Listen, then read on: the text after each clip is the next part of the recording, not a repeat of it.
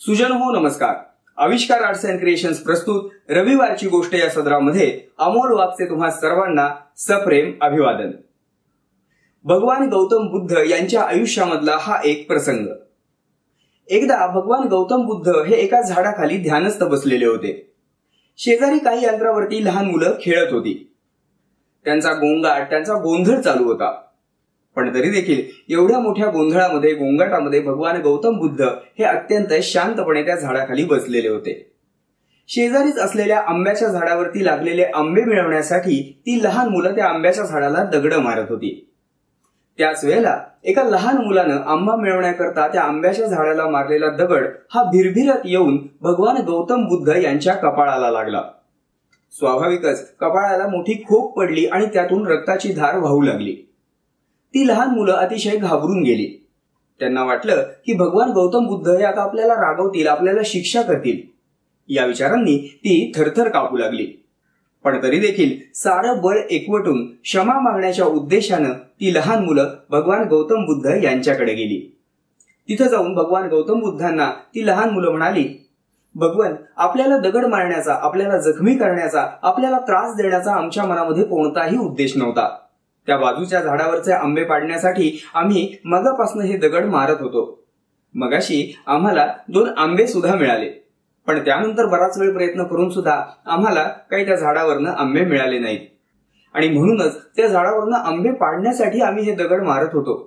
त्यावेळेला एक दगड चुकूनच, खरंच चुकूनच तुमच्यापाशी आला आणि तुमच्या कपाळाला ही मोठी जखम झाली.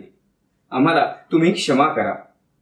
इतका वेळ भगवान गौतम बुद्ध यांच्या कपाळाला झालेल्या जखमेमधनं रक्ताची धार वाहत होती. पण आता मुलांचं हे बोलणं ऐकल्यानंतर भगवान गौतम बुद्धांच्या डोळ्यातनं सुद्धा अश्रूंची धार वाहू लागली.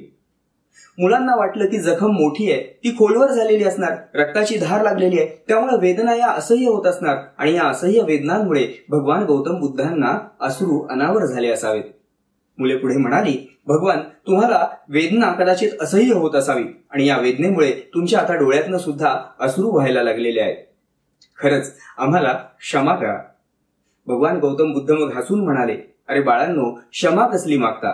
तुम्ही मारलेल्या दगडामुळे मला जखम झाली आणि त्याची वेदना होते, म्हणून माझ्या डोळ्यातून हे अश्रू नाही वाहत. मुलांनी मग विचारलं, तर मग भगवान, तुमच्या डोळ्यातनं हे अश्रू का बरं आले?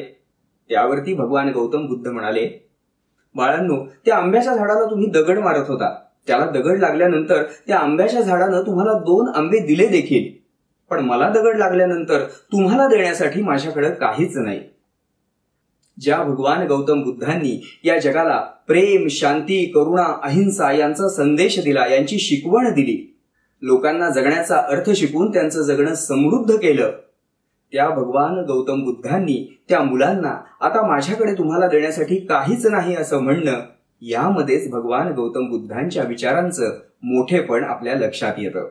समाजामध्ये वावरत असताना, समाजासाठी काम करत असताना, त्या समाजामुळे आपल्याला कळत नकळतपणे त्रास झाला, त्या समाजामुळे कधी आपण दुखावलं गेलो, आपल्याला जरी वेदना झाली, तरी देखील सदोदित त्या समाजाच्या हिताचा विचार करणारे, अहोरात्र झटणारे आणि या समाजाला नेहमीच आपल्याकडनं काय भरभरून देता येईल यासाठी धडपडणारे महापुरुष आपल्या या संस्कृतीमध्ये जन्माला आले, हे आपलं मोठं भाग्यच. रविवारची ही छोटीशी गोष्ट तुम्हाला कशी वाटली हे कमेंटमध्ये आम्हाला नक्की कळवा. जर ही गोष्ट तुम्हाला आवडली असेल तर लाईक करा, तुमच्या प्रियजनांसोबत शेअर करा. या आणि अशा बोधप्रद, प्रेरणादायी गोष्टींचा आनंद घेण्यासाठी आमच्या आविष्कार आर्ट्स अँड क्रिएशन्स या चॅनलला जरूर सबस्क्राईब करा. धन्यवाद.